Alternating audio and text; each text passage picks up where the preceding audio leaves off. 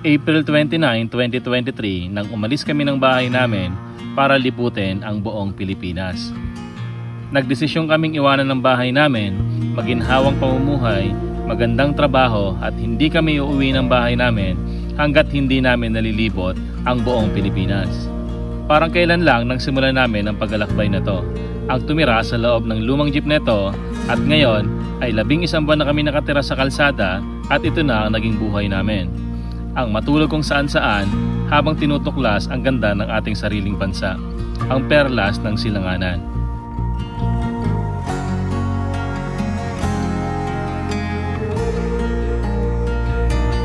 Hindi namin inakala na magkakaroon kami ng mga kasama na hindi namin kakilala at hindi rin namin kaano-ano. Delikado kung iisipin, magastos rin kung titingnan. At ngayon nga, gusto kong i-share sa inyo ang ilan sa storya ng isa sa mga kasama namin, si Tico, isang batang nakilala namin sa Ligao Albay, 14 anyos at 8 taon nang nasa grade 1. Maaga siya nagtrabaho dahil sa hirap ng buhay. Nangunguha siya ng kangkong sa ilog at binibenta sa palengke. Kumukuha rin siya ng buhangin sa ilog at binibenta niya ng 10 piso kada isang sako. At dahil sa hamon ng buhay, naging matapang siya at lagi nagkikipag-away at kilala sa lugar nila bilang basagulerong bata. Ilang beses na rin siyang nahuli dahil nangunguha siya ng mga gulay sa isang farm nang hindi nagpapaalam. At siya ay nadala na rin sa barangay dahil sa pambubugbog ng ibang bata. At marahil nagtatanong ka kung bakit namin isinama ang batang to. Isang makulit, pasaway at mahirap pagsabihan. Isang maiksing sagot. Gusto naming mabago ang buhay ng batang to. Bata pa lang ako, gusto ko nang malibot ang buong mundo. Ngayong malaki na ako, simulan natin sa paglilibot sa buong Pilipinas. Kasama ang tropa, pamilya at mga bagong makikilala. Bumili ako ng lumang jeep na hindi na ginagamit at i-convert natin to para maging camper jeepney. Lalagyan natin ng kwarto, CR, sala, kusina, top load at may solar sa taas. Para kasaman tayo mapadpad, ready tayo. At pag napadaan kami sa probinsya nyo, tara! Sama ka! Lilibutin ang buong Pinas, isasama ko lahat ng may gusto. Pagdating ko dyan sa probinsya nyo, dapat ready na lahat ng mga gamit mo.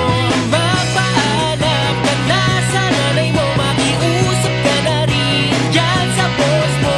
Lalong-lalo na pati sa jowa mo, kasi aalis tayo kahit saan mo gusto. Abutin man tayo sa dulo ng mundo, di ka magsisisi, pangako yan sa'yo.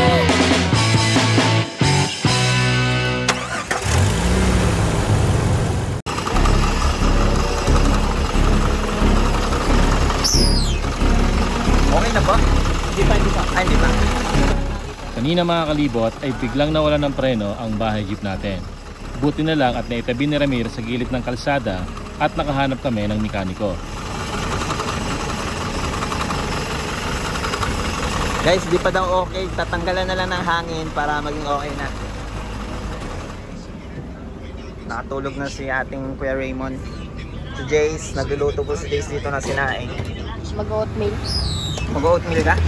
Wala kang masasaksakan, low-bat yung mga power station. Ito po yung niluluto ni Jace, guys. Si Jace, naging baksidor. At si Sweet Dream. Si Garnet nandyan? Uy, nag-chill si Garnet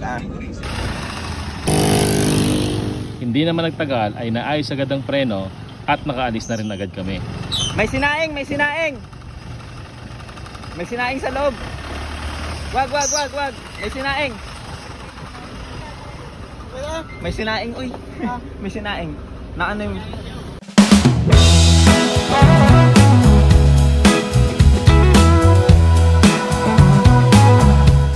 At dahil tanghali na nga din mga kalibot ay maghahanap muna tayo ng spot para mananghalian. Namalengke na nga kami kanina ni Mami at bumili kami ng isdang lulutuin para sa ulam natin. At nakapagsaing naman na nga si Jace kanina habang inaayos ang bahay jeep natin.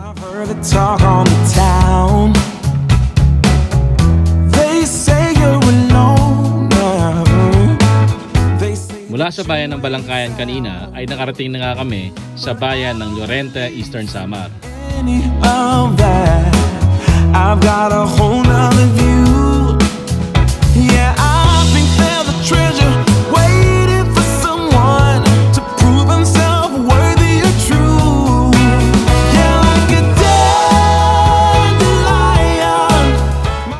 meron kaming nakita sa mapa na tinatawag nilang Blue Lagoon. Like a dandelion, my love's gonna break right through those concrete floors and the solid walls will all be made to part, and my dandelion love is gonna reach your heart. Nagtanong na rin kami sa locals para mas mabilis nating mapuntahan ang lugar. I've asked you out, I've invited you in.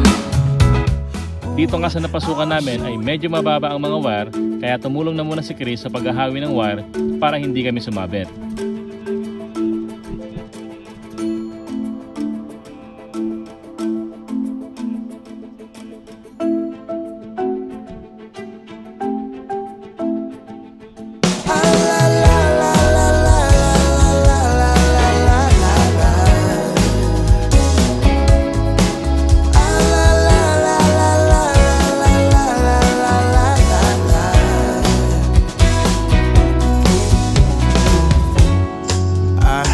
From a friend of mine who saw you just the other day. Oh, I guess that you... Nakarating na nga kami dito sa dulo ng kalsada, pero sabi ng mga nakausap namin ay hindi raw dito ang daanan papunta sa Blue Lagoon. Meron naman daw dito, pero mas maganda raw kung sa kabilang kalye kami dadaan dahil hindi pa raw tapos ang kalsada dito. We need more than hopes and wishes for us to make it through the night. Stormy weather, weary eyes, hope to make it through the night. Before this night is over, I will guide you home. All this time you thought we'd never pay the price.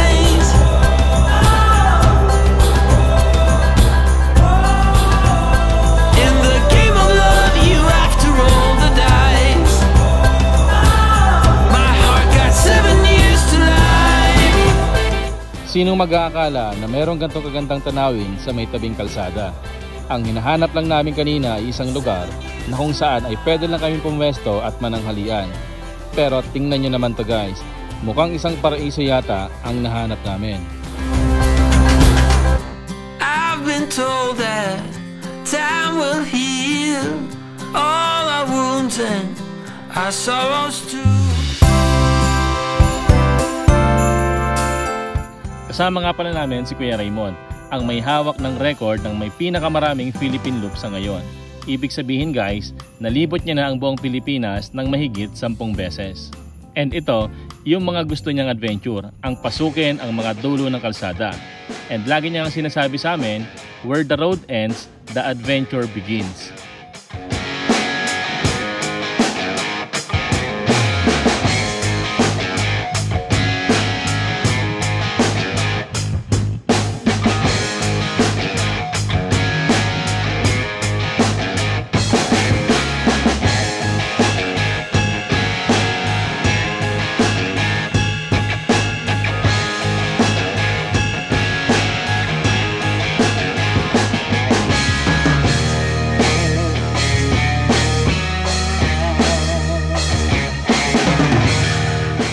And pinaandar na nga guys ni Kuya Raymond ang dala niyang 4x4 sa kahabaan ng shoreline na ito.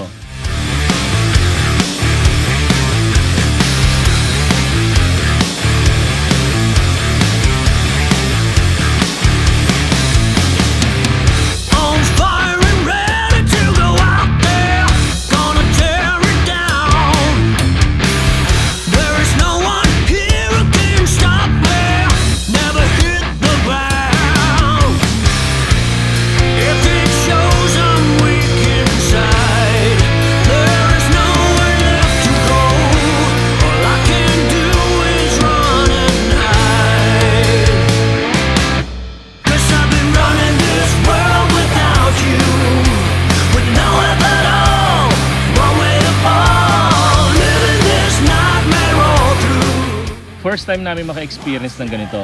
Ang sarap pala sa pakiramdam. Isa kasi to sa limitasyon ng bahay jeep natin.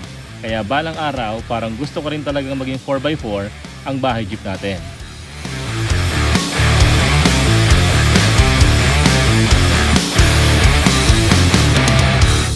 After nga ng adventure namin sa tabing dagat ay bumalik na kami sa bahay jeep para dumaan sa kabilang kalsada.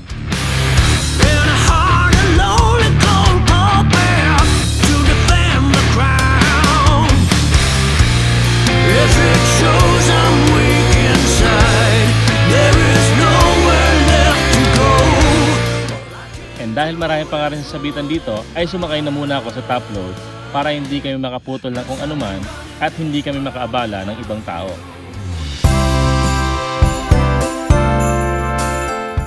Nakarating na nga kami dito sa Bacayao Beach Resort. Wala silang entrance fee dito at wala ring parking fee, basta magrenta ka lang ng cottage nila. And dahil marami nga kami ngayon at kailangan din namin mag-CR, ay dito na muna kami sa resort nila manananghalian. Dito na rin kayo magluluto sa kusina ng bahay jeep at dito na rin kami magpapalipas ng oras. Maliit lang kasi ang CR ng bahay jeep natin at masyadong hassle kung lahat kami ay gagamit nun. Dagdag lilinisin pa at kakain pa ng oras.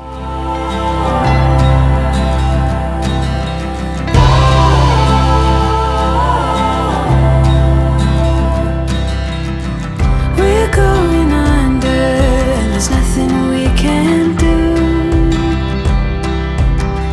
You've become me and I've become you in this story.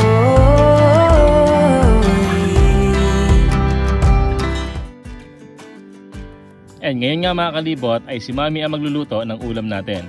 Dito yan sa kusina ng bahay jeep natin. Ginataang tambakol na may pechay ang recipe niya for today. Every day you make mistakes, but heroes know that's what it takes to find themselves to save a friend. And habang nagluluto nga si Mami ay umidlip na muna ako.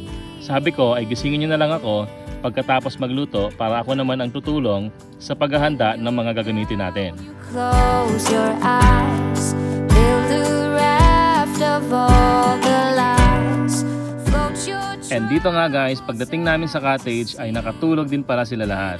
Medyo mainit kasi ang panahon ngayon at lahat kami ay pagod sa biyahe mula pa kahapon. And maya maya nga ay babiyahe na naman kami para makarating sa bayan ng Giwan, Eastern Samar.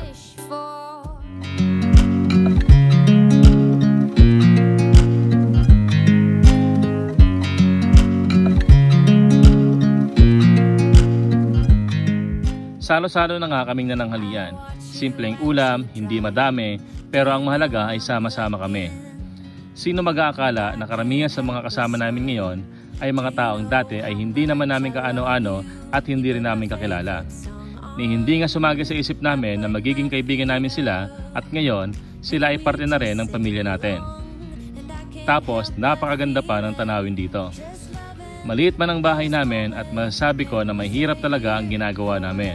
Ang paglilibot sa buong Pilipinas at ngayon ay mahigit 11 buwan na kaming nakatira sa loob ng bahay jeep na to habang patuloy ang paglalakbay namin.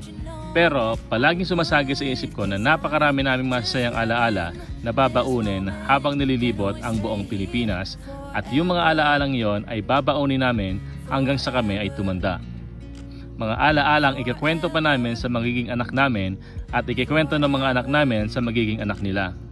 Masarap isipin na napakarami namin nakikilalang mga tao at napakarami namin mga natututunan sa araw-araw sa ginagawa namin paglalakbay. Isa lamang ito sa mga na-appreciate ko palagi at araw-araw kong pinapasalamat sa ginagawa naming adventure. Favorite song on, just to wake you up. When I dance around, I can't help but feeling I'm just loving this. At ngayong araw nga, si Tico ang nakaschedule sa paghuhugas ng mga pinagkainan namin. Si Jace kasi kanina ang nakaschedule sa pagkasaing at pagpapakain ng mga apo namin. Salita kasi sila ng trabaho. Gusto kasi namin na kahit naglalakbay kami, ay natuturuan pa rin namin sila ng mga gawaing bahay. This moment, can we stay here forever? Forever. Wow! Sige na ligo, James. Maliligo ba tayo sa dagat? Mamaya po. Eh, Mamaya titingnan. Ito yung may-ari nitong resort. And tour tayo dito.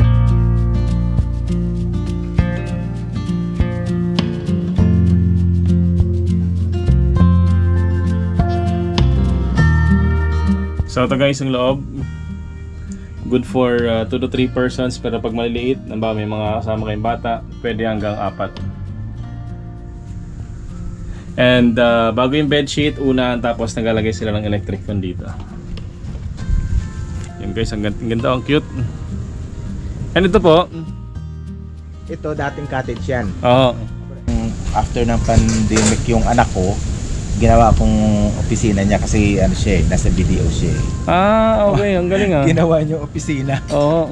Pero bumalik na ngayon uli sa Manila. Oo. Naging ganyan ang itsura niya. Ako, di ako nagpapatul na. Ayaw ko na. Isip-isip ko na, magbabago na ako. Pinilit ko na lang. Amen naman dyan, amen. Binilit ko na lang. Imbes, may ugasan. Pag nakita mo, ugas mo tuloy. Tama. Pagkatapos ugas, pwede ka na mag-cellphone. Pagkatapos naman, pwede ka naman ugas. Bago ka mag-cellphone. Dati, nagingin naman ako dito sa nagpasyensya. Nasugat ko. Kanina po. Dito Ramir. Opo. Sabi ko sa kanya, Karan, ako Kuya Ramir, magpipilit na magbago. Di ko sinabi sa kanya. Inisip ko ba? Bakit ko sasabi? Magbait na ako. Dapat sa akin lang yung galing. Sabi ko, magugas na lang, wag na mag-inig sa matanda. Wag Kinig sa matanda. Pag nagsasalitang matanda. Pag may nag-uusap. Oo. Umalis muna. Tama. Pagkatapos mag-uusap, pwede na ako balik. Tama. Minsan ate, naugakan kasi ako magugas. Na ano? Naugakan ba? Ano yun? Natatamad? Natatamad muna ako. Pagkatapos yon, gusto ko na mag-ugas. Ugas na lang ako. Hindi na ako nagsagaran. Nakumpis ko cellphone ko, nagdagbog ako. Eko, alam ko naman masakit yun. Masikat yun magdabog. Dapat ba? Respetan mo ba? Kasi hindi na kasi ako nakaka-respeto. Paano mo naisip yan lahat? Sarili mo lang. Opo. Wala sinabi. Wala akong nag-isip ko ba? Nagsabi sa akin. Sinabi siya naisip mo? Eh, hindi. Nagsabi ba? Sinabi ko. Naisip mo ba? Naisip ko ba? Sarili mo. Oo. Realize mo. Di ba mas masarap pag pinag-uusapan? Very good ah. Galing mo po. Tama yan, kapag doon ng pula. Dapat, Totoo ka lang sa sarili. dapat, mahalin mo yan sa isa-isa. Magulang ko, nasunto ko dati. Alam ko naman yun mali sa ginawa ko sa magulang ko. Si Kuya John, nagkuha akong papaya, di ako nagpaalam. Lokban, di ako nagpaalam. Inanap ako. Sabi sa akin, dapat bago ka magkuha, magpaalam ka muna. Tama po yun. Teko, Pero po, naisip mo ba? naisip ko yun po. Mali yun. Pinaaral ka nga, imbis mabuti. Hindi lang laro, bugbugan sa school, principal. Ay, ganyan ginagawa mo dati? Oo, dati. Jelibisa, nagdala ako. So, sinusot po sa dito. Alam mo yun po? Yung Suntok? suntok. Oo. Nagdadala kang ganyan sa school dati? Oo. Sabi niya, ma'am, inumpis na niya. Gusto ko na dati dito makasama sa jeep na dito. Gusto ko na siya na magpaalam, ma'am. Gusto ko na magpasama dito. Matapos, gusto ko ba makaaral? Wala man ako. birth certificate. Di ako Birth certificate. Oh. Di nakakaagi kay mama. Paano ako maka-graduate sa R1? Kaya siga ba ako? Baka hindi ka makalas ng grade 1. Kasi wala kang birth certificate. Hindi, baka inisip niya lang yun. Hindi ba? Sa suntuhan ba? Hanggang pag nagbubugan, di ko, alam ko na sa isipan, ma'am, ibabalik ako. Alam mo na iuulit ka niya ng grade 1. Opo. Kasi lagi ka nakikipagsuntukan. Oo. Dahil ko, di ko na ba kasi ma'am re-respeto. Dahil ko, nanay ko na nga yan. Oo, nanay mo na rin ka. Dahil ko, daw matanda yan, Kada magmumura ka, isang sampal. Pero, kahit nakailang mura ka na, hindi ka nasampal dahil sa mura mo. ngayon, Bakit kaya ganon? Ba't kaya ayaw ka namin magmura sa tingin mo? Ganito kasi yan. Kung ano lagi lumalabas sa bibig mo, anong binabanggit mo, hindi mo mapapansin yan ang nangyayari sa buhay mo. Halimbawa, dati kaya ka namin pinapagalitan, lagi mo sinasabi, di ba? malas. Alam mo pala, Kasi kaya ka namin pinipigilan sabihin na ang malas ko. Kasi kada babanggitin mo yun, na isa sa buhay mo nang di mo napapansin. O kapag panay ka mura, may sasabuhay mo yun na para kang, alam mo yung basagulero? Diba? Para magiging basagulero ka, magiging palaaway ka, palasigaw. May sasabuhay mo yun kapag lagi mo siyang binabanggit. Kaya ayaw namin na magmumura ka. Hindi dahil hindi ka magmumura para hindi ka masampal. Mali. Hindi ka magmumura kasi ayaw mo magiging basagulero balang araw. Paano ka magiging polis? Kung basagulero ka, diba? Tama ka dyan. Ngayon, nararamdaman ko, pinipilit ko na. Kapag naisip mo, pinipilit mo. Sa'yo, nagpapasensya na ako kanina sa'yo. Kuyantin, nagpasensya na ako. Jace, nagpasensya na ako. Dahil Baka hindi to maging pulis, baka maging pari to. nakiga dito si Jace. Pag bagong gupit ako, niyakap ko siya. Mahal ko siya. Kasi kung nagiging na lang ang pasensya, umiyak-iyak ako. Mahal niya ako, mahal ko man siya. Ikaw, nasasaktan ka, nasasaktan ako. Ako, nasasaktan si Kuya, nasasaktan ulit ako. Kuya Chris ba, nag-edit, kinakulit ko. Dapat, pag nagtarbaho, di ko dapat kulitin. Sabi ko sa amin, may na-school ka ba mananay mo? Ba't ganyan ugali mo?